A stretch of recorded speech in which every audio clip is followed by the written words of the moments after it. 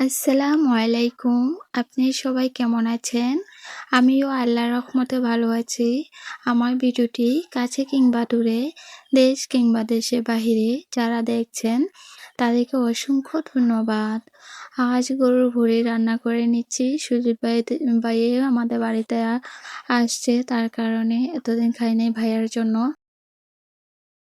তো গরুর ভুঁড়ি যদি আপনি অনেকখানি রান্না করেন কোনো লাভ নেই, এগুলা রান্না করলে একটু হয়ে যায়। যাই হোক 2 প্যাকেট নিয়েছি আমরা রান্না করার জন্য।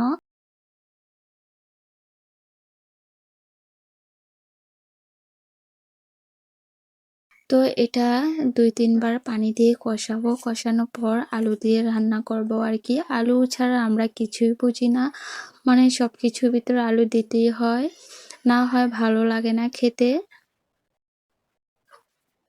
আমার ভিডিওটি যদি ইউটিউব চ্যানেল থেকে দেখে থাকেন প্লিজ সাবস্ক্রাইব করে পাশে থাকবেন। আর পুরাতন আপু ভাইয়াদেরকে অসংখ্য ধন্যবাদ। এদিকে আলু চিপস ভেজে নিয়েছি। তো এই আলু চিপসগুলা খেতে এত ভালো লাগে কি বলবো। আমার ছোট ননদ তো অনেক পছন্দ করে খায় এই আলু চিপস। আমার শিফা মাও দেখা যায় এখন একটু একটু খায় আলু চিপস। আমার মেয়েটার জ্বর আসছে, সবাই দোয়া করবেন। এদিকে মা বাজার করে নিয়ে আসছে, যে দেখেন কলা নিয়ে আসছে ভাইয়া।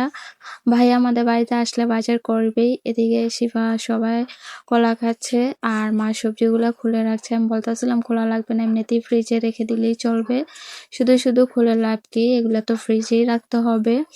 যাই হোক এদিকে রান্না বান্না শেষ করে গোসল করে এই যে আমরা দুপুরে খেতে বসে পড়লাম সবাই মিলে। এদিকে গরুর ভুঁড়িটাই আগে নিয়ে নিলাম আমার প্লেটে। আসলে প্রথমত গরুর ভুঁড়ি দিয়ে খাবো। আসলে কি জানেন, ফ্যান চাললে এগুলা একদম শক্ত শক্ত হয়ে যায়, তার কারণে আগে ভুঁড়ি দিয়ে খেয়ে নিচ্ছি যেন না জমে যায় এই আর কি।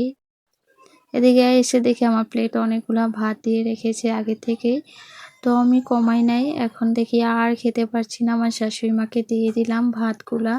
এদিকে আমি সাথে সালাদও নিয়ে নিচ্ছি, ভাইয়া বোম্বাই মরিচ দিয়ে সালাদ বানিয়েছে আর চাটনি রান্না করেছি, পাতলা ডাল আর গরুর ভুঁড়ি রান্না, এগুলা দিয়ে আজকে আমাদের চলে যাবে। আর আমার শাশুড়ি মার জন্য ডাল সিদ্ধ করেছি যেন খেতে পারে। আমার শাশুড়ি মা তো ঝাল কোনো কিছুই খেতে পারে না, তার কারণে ডাল সিদ্ধ করেছি ডালের ভর্তা দিয়ে যেন খেতে পারে। মার কাছে নাকি পেঁয়াজও ঝাল লাগে, পেঁয়াজ ছাড়া খাবে,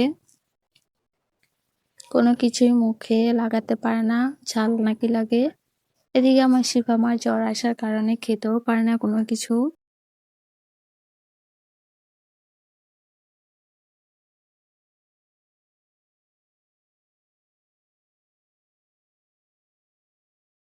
গরুর ভুঁড়িটা এত মজা হয়েছে কি বলবো, ঝাল হয় নাই, একদম